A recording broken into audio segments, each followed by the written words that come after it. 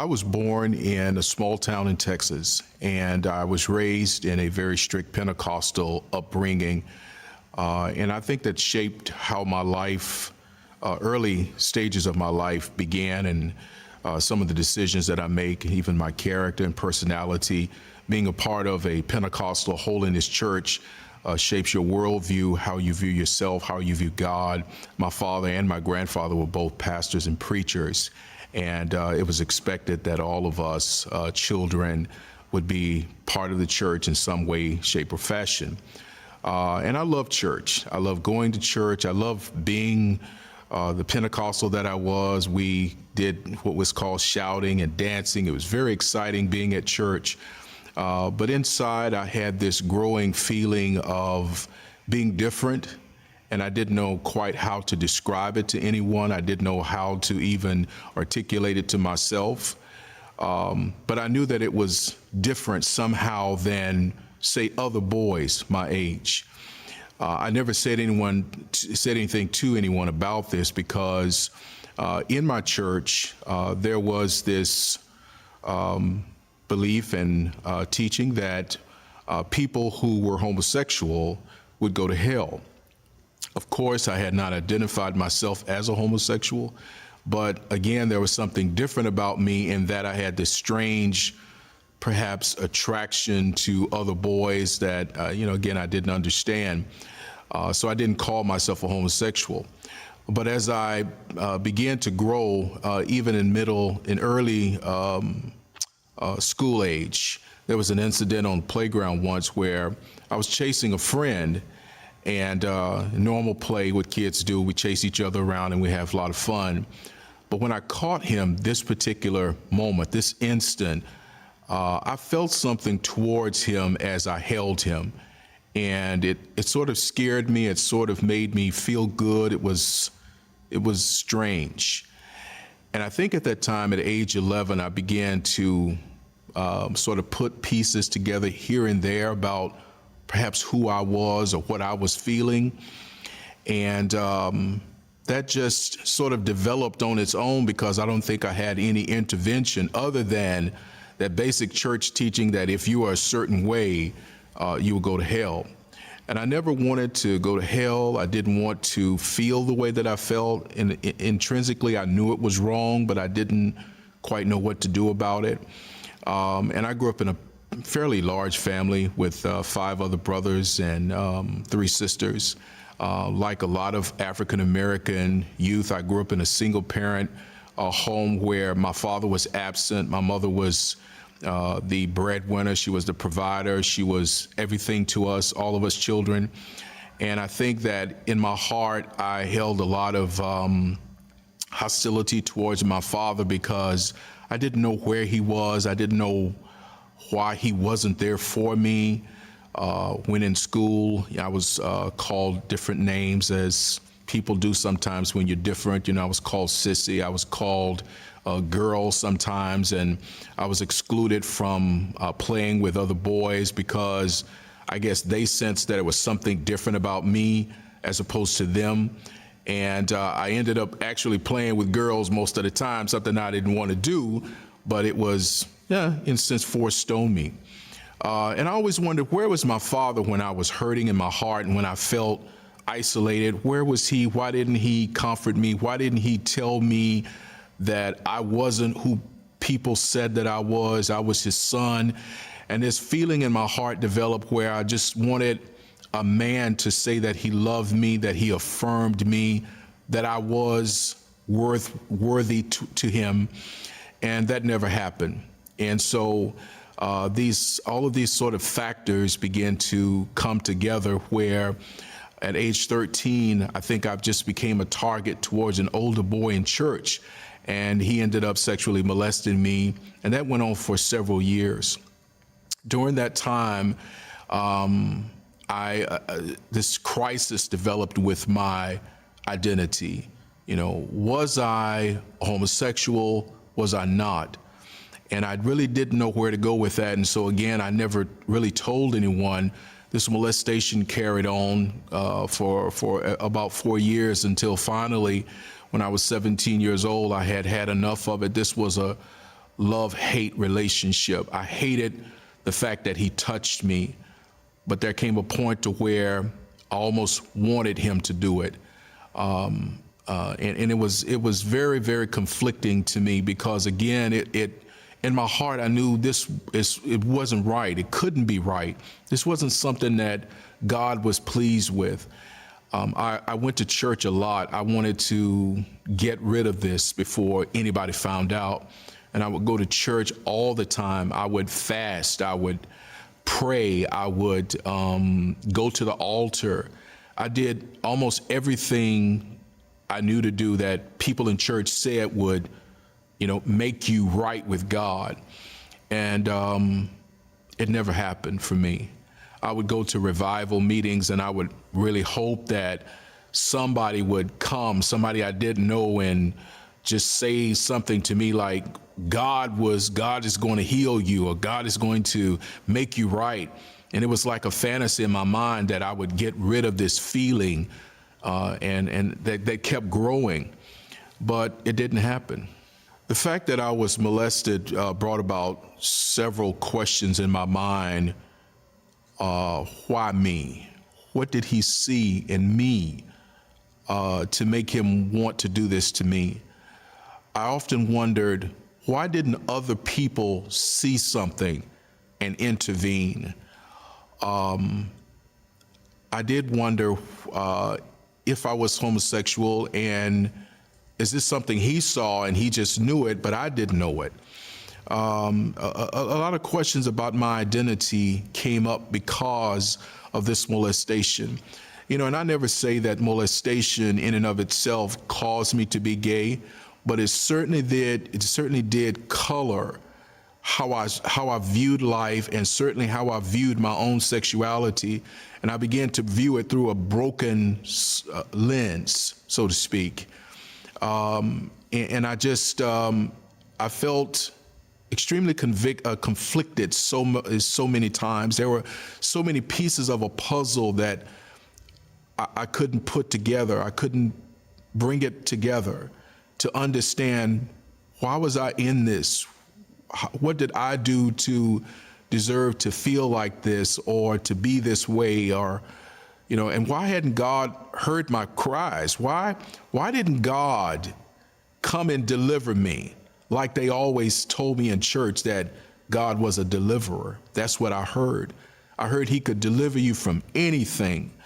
But here I was in the midst of all of this Pentecostal holiness, spirit-led, all of this, but it seemed like I was all alone and no one knew except my molester that I was in this hell. And it was not a good time for me.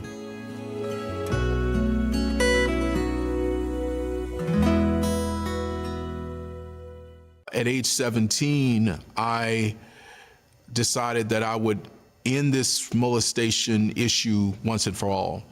And the individual had written me a letter, and I took the letter to the leaders of my church. And I thought that people would see that, here I was an innocent victim, but instead I was blamed. I was told that it's because of you that this happened, and it tore me to pieces spiritually. It shredded all hope that I had of resolving the conflicts in my heart, because I went to people who I thought would help me, but they didn't. And so I decided that I would no longer try to be what I thought God wanted me to be. I decided that I would be a homosexual, and that I didn't care what anybody thought, because I had asked for help. I had been a victim. No one came to my rescue, not even God. He never heard my prayers. And so I decided that I didn't care anymore about trying to be something that perhaps people felt was normal. So I decided I would be a homosexual.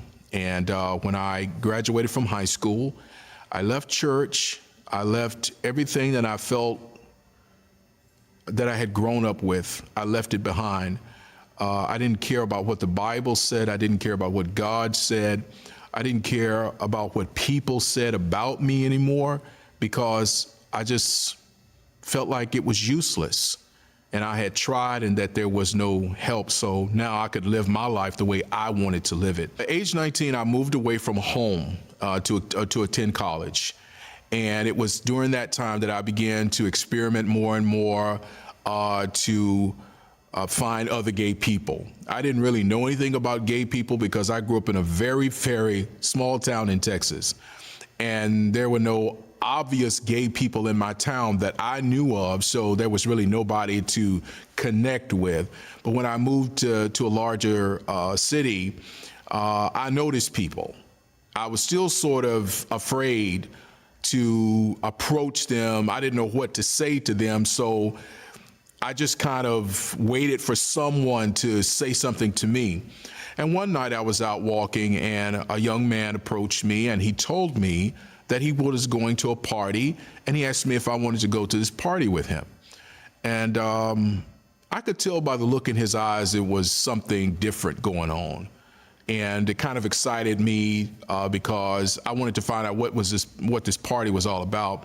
And so this young man took me to a gay club for the first time that I went.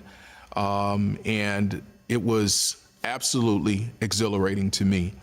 It felt like for the first time I was with people who understood me, who were like me.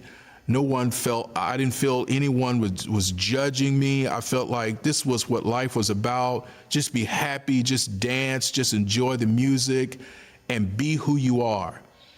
And instantly all of my defenses came down when I was in this gay club.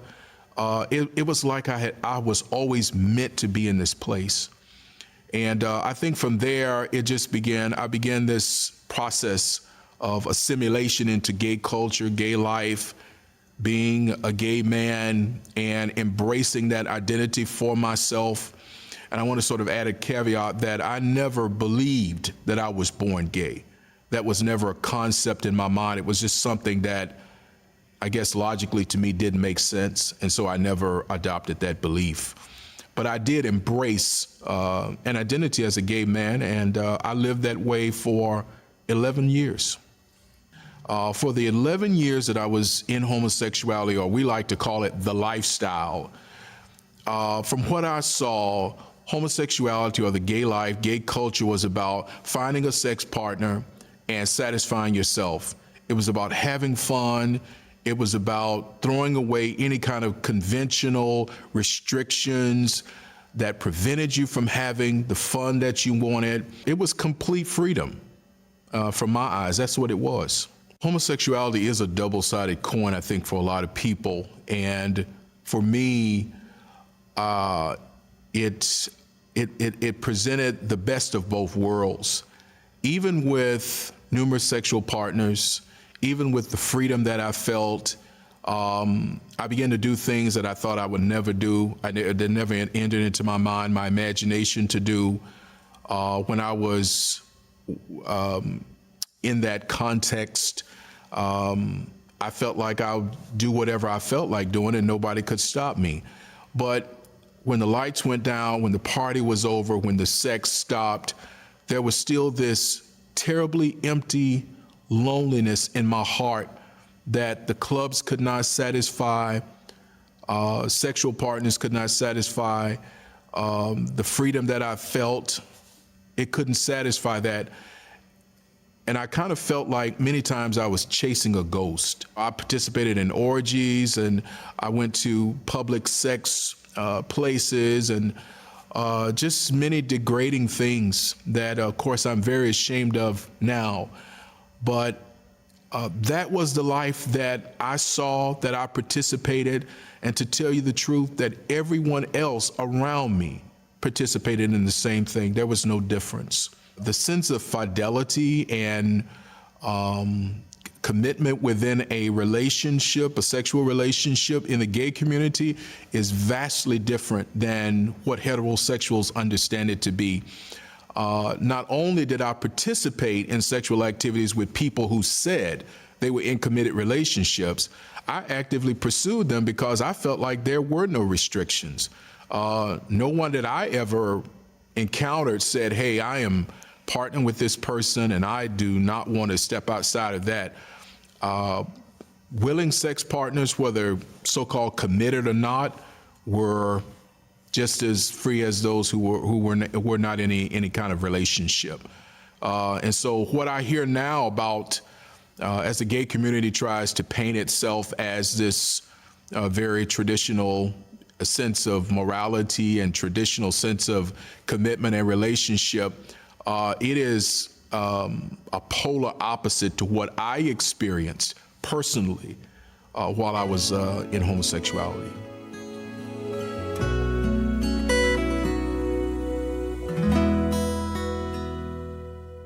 That last year that I was in the lifestyle, a great change began in my heart, and I began thinking those feelings of worthlessness turned into suicidal thoughts. And I always felt like this. There were a lot of people I felt that had hurt me in my life, people who were not there for me. And I felt the same way about God. I hated God. I felt that he had betrayed me, that he had left me to be brutalized, that he would not hear my prayers. And I felt like he was just somebody who didn't care about me. Of all the people in the world I thought should care, I would think God would care about me. But my experience with him said to me that he doesn't care. And so when I began seeing my life as very worthless and hopeless, I got to thinking, well, maybe you should just check out of here. Maybe this is it for you. And I really felt that I would just, if I was going to hell, that I would die a homosexual and I would go to hell, and I didn't care anymore. You know, maybe it was better than the struggle of my life, which was this exhilarating high when I was clubbing and partying and sexing, and then this very deep low when I felt lonely and alone and rejected. And those were the sort of two extremes of my life. And also what I decided to do is I was going to write a letter, and I was going to list everyone's name who had ever hurt me and had abandoned me.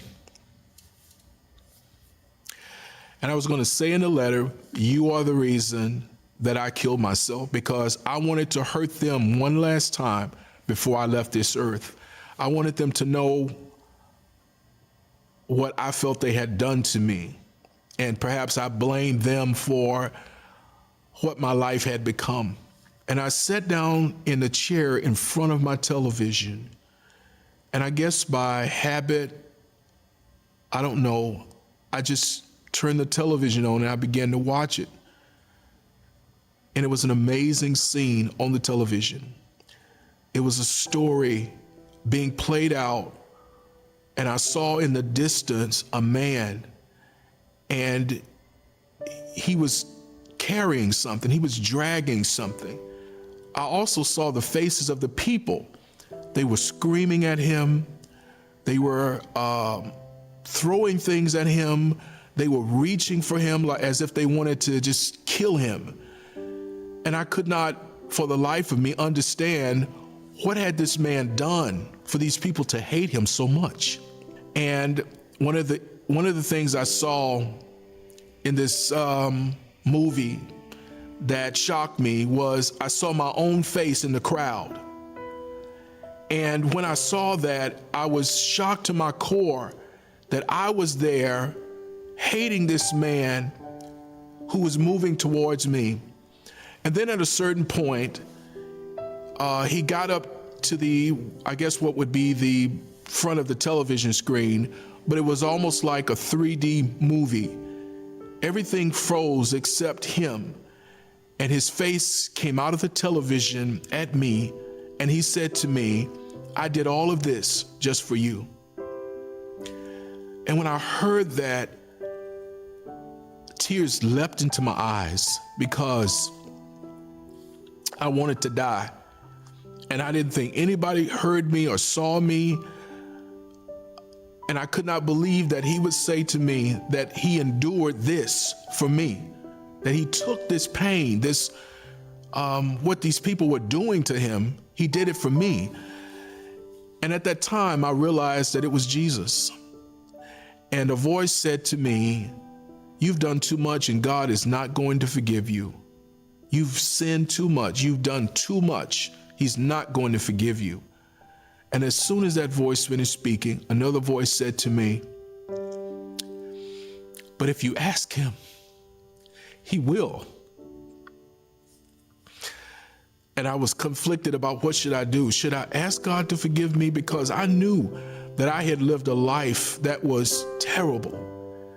I hated God in my heart. I didn't want any part of him. I had rejected everything I knew about him. But here he is offering me an opportunity to come to him. And so I decided that I would ask God to forgive me. And I decided I would stand up and I would get on my knees because I really didn't know what to say. I was afraid that I would pray and then God would say, no, I don't want to hear you because you had your chance and you didn't take it. But when I stood up to get on my knees, I literally fell on my face on the floor. And I was in a little gray trailer that I lived in, the same trailer that men, sexual partners had come in and out of. The same place.